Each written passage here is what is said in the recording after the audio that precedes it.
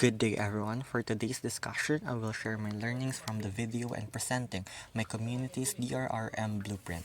Through this presentation, I hope you will understand the relevance of DRRM and its key components along with its practical application. To start this discussion, let's first give definition to DRR or disaster risk reduction.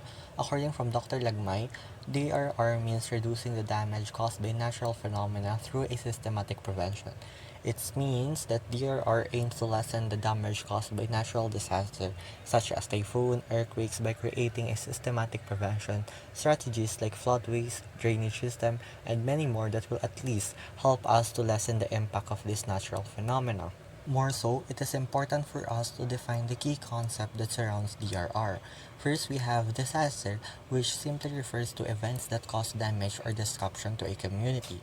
Next, we have hazard, which is, according to Dr. Lagmay, can be man-made or natural events that cause harm.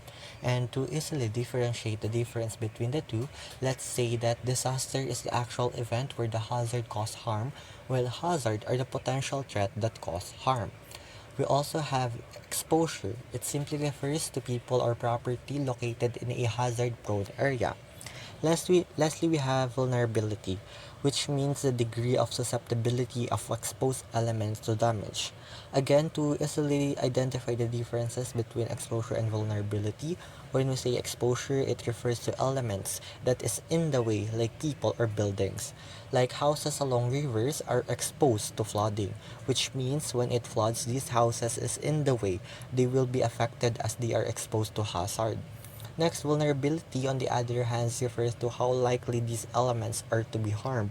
Like it means how at risk these elements are. For example, people living in slums are highly vulnerable to fire since most houses are built from wood and are very close together. Then lastly, there is a formula presented by Dr. Lagmay. He said that hazard exposure and vulnerability is equal to disaster risks. Next, we have the four pillars of DRRM.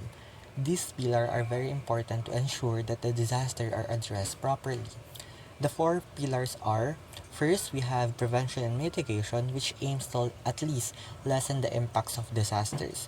Then we have preparedness, which means that we should act beforehand and ensure to respond effectively when the disaster hits.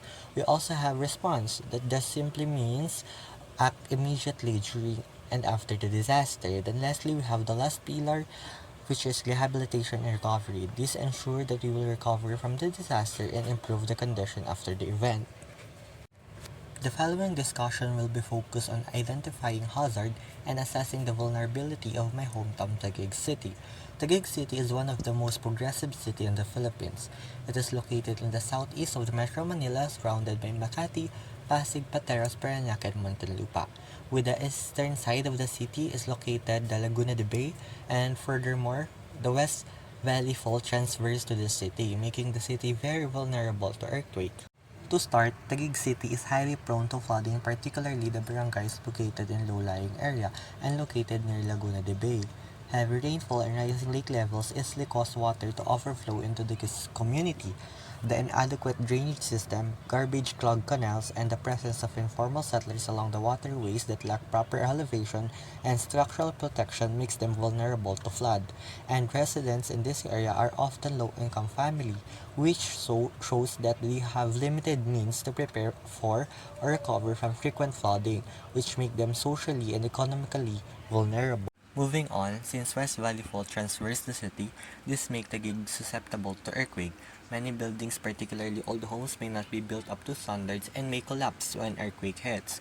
The city's dense population also raises its exposure, while limited access to emergency supplies, drills, or evacuation plans in some communities adds to their social vulnerability.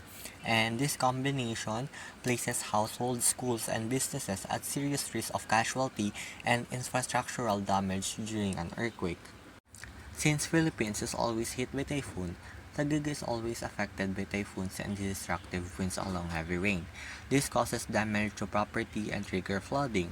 The vulnerabilities arise from the lightweight construction materials such as tin roofing sheets, cramped housing condition, and a lack of secure shelters in some area.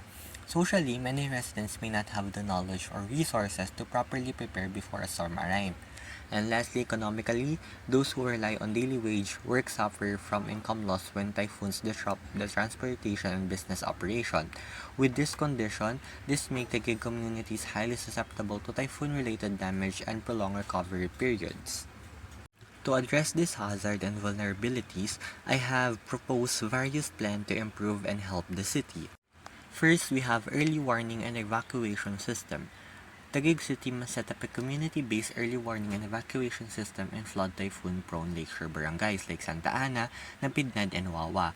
And by installing alarms, SMS alerts, and evacuation routes along regular drills will help residents evacuate quickly and safely and possibly reduce the casualty during sudden disasters. Next, we have infrastructure improvement and waterway cleanup.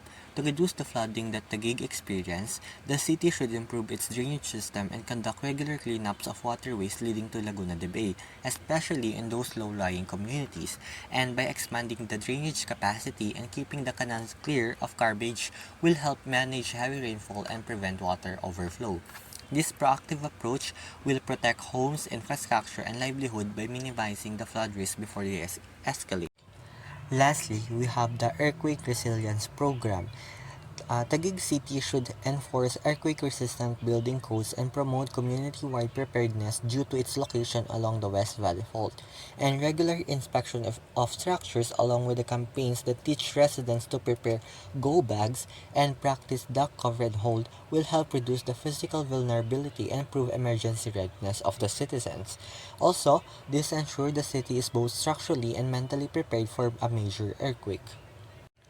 And that's all. Thank you for watching, and I hope you understand and learn a lot from this discussion. Thank you, and see you again next time.